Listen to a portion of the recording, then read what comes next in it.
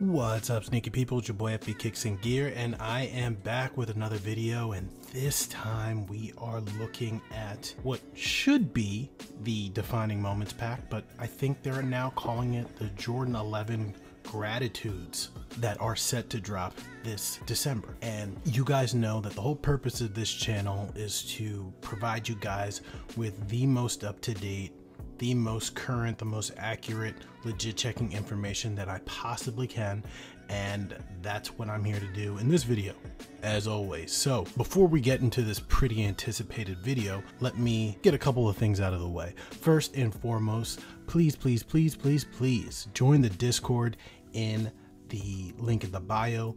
We are a community of sneaker enthusiasts, streetwear enthusiasts, fashion enthusiasts, all that good stuff. You know, all that stuff that revolves around this space. And we have set up a Discord so that we can talk about legit shoes, rep shoes, legit checking specifically, obviously, because that's what this channel is about. But it's a good group of people that come together and we talk about shoes. So please join that community. You'll have some access to me. I'm starting to be more and more active on this as I post more videos and I talk more about shoes. So that's where you can find me, along with a whole bunch of other people. And number two, remember, just like in every video, you will always be able to find detailed photos of the shoes in the video on the Instagram account here on the screen. And especially so far before release, the details are important and the details are what matter. And while these are not the authentic pairs, there are authentic pairs that are starting to float around now. So let's start getting into the nitty gritty. This is more of a discovery process than it is a legit check guide, but it's important to start seeing the details now. And maybe I'll point out some things that I think might be good legit checking indicators based on my old experience with Jordan 11s and other reps in general. So let's get into it. So before we talk about the shoes, let's talk about the box. And just like with most reps, the box can either be super accurate or super inaccurate, especially when you're talking this early. But based on the pictures that I'm starting to see of the early legit pairs, this box seems to be relatively accurate. We have stepped away in totally from the pull-out drawer Jordan 11 boxes, which I'll tell you what, I'm kind of happy about. I'm tired of pulling my shoes out of drawers, and I'm also pretty tired of those fucking sleeves too, that like Jordan I'm a Munir collabs come in and Travis Scott Jordan 1 collabs come in. So this is more of a traditional box. Obviously it's black all around the outside. You got your gold accents here, the 23, gold Jumpman on the top, and then you have a matte black box. And obviously you got that little peek through hole thing that they like to do on Jordan 5s and Jordan 11s and all that other good stuff. So take a look at that. Take a look at that size tag. It says white metallic gold black. I have no idea if this is going to be the official size tag or not, but this is what we got. And just like Jordan 5s and 6s, it's the open up box, and you see the, oh, when you put it down this way, it says thank you. I'm gonna be honest, I couldn't read it until I did that. And it looks like the paper on the inside says thank you in a bunch of different languages. So that's a pretty cool touch. I'm assuming since it's that detailed that this is what the retail packaging will look like. But that's the box, so let's get rid of that and let's start talking about the shoes. Now here we have the Jordan 11 Gratitudes, and these are obviously modeled after the DMP Jordan 11s that came out back in 2006. I can say that I was lucky enough to own a retail pair of those. I don't own them anymore. I've since sold them since I don't really wear Jordan 11s anymore, but maybe I'll find some old Instagram pics that I can post on the screen so you guys can see what I was doing back in, oof, man, from 2000. I think I started wearing them actively in 2011 or so. It was before the Concord drop. So but these are them. Obviously the main difference between those and these is the all leather upper, which I am actually a huge fan of because it looks like they are not skimping out on the leather quality, and instead of a translucent clear sole, they have a foggy rubberized sole. To be honest, I think that these look fantastic. I do like the 2006 DMP pack version a little bit better, but not because these are terrible. It's just a preference thing. I like the shape of the 2006s a little bit more than modern Jordan 11s, even though they are getting a little bit better in shape. But overall, this is what the shoe is going to look like. You're going to have high cut patent leather, which I am a fan of. You'll have that super soft, looks like tumbled leather on the upper with a regular flat leather for the lace holes. And look at that. It is really, really thick leather. So this is probably going to be a really solid quality Jordan 11 holiday release. So people should be really happy that Jordan Brand is bringing the quality this year. This is definitely plastic. Obviously they're trying to go with a metallic look, but this is plastic. I wonder if the authentic pair is going to be actual metal. But debossed gold Jumpman that is super shiny and reflective.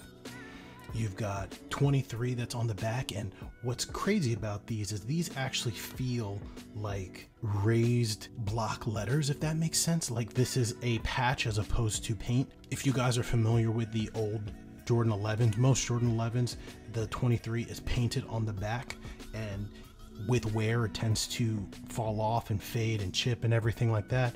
This doesn't feel like it's going to do that, not anytime soon, at least not from regular wear.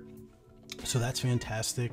The previous DMP 11s definitely weren't raised. They were like painted onto that back ankle collar portion, and mine never faded, thankfully, but I have seen some that do. And yeah, here's your other side, more of that high cut patent leather as well as the super soft and thick tumbled leather. And then we have the shank plate at the bottom, gold and black, just like the old pair.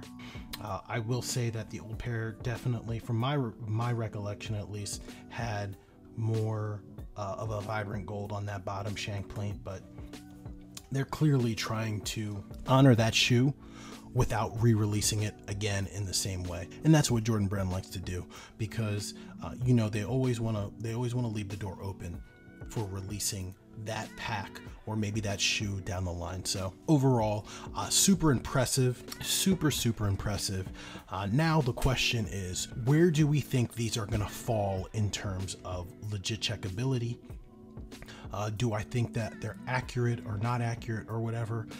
I'm going to say that, in my personal opinion, I think that they will be legit checkable, and we won't be able to confirm this until authentic pairs come out, and I will more than likely get the authentic pair. But I do think that these are going to be legit checkable, and I'm going to tell you what I think are going to be the telltale signs when the time comes. First and foremost, whenever you have a shoe that has a lot of different materials and contrasts and things like that, it leaves a lot of places where reps can and do get it wrong. So I think the first thing that's going to be the places that we're going to be able to point to for legit checking, it's going to be the color of the gold Jumpman, as well as the color of the 23 on the back.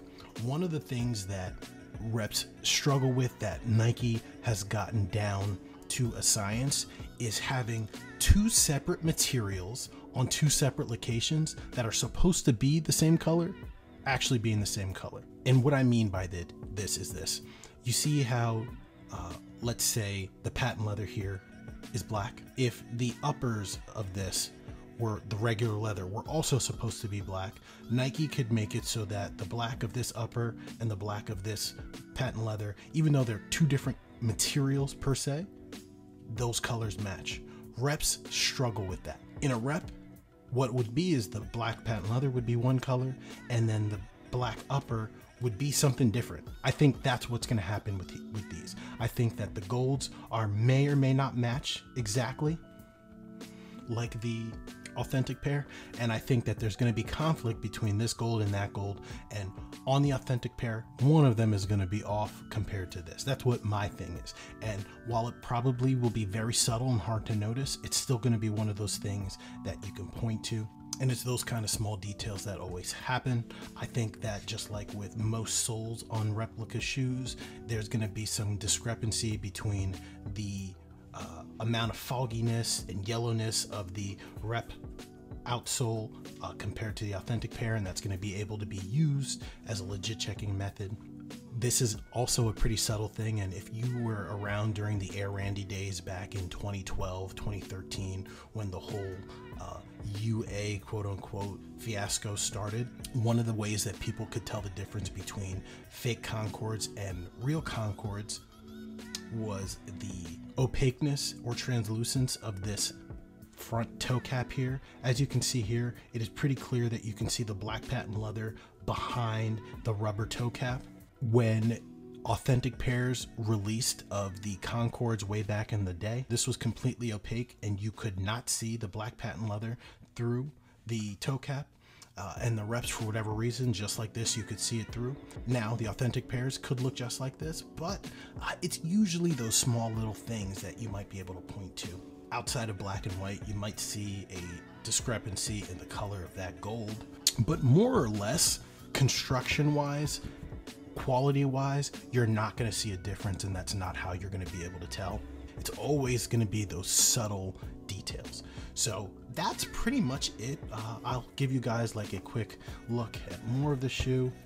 Look at that soft, really padded, tumbled leather tongue. On the back here, you can see quality basketball product created in gratitude by the greatest player ever.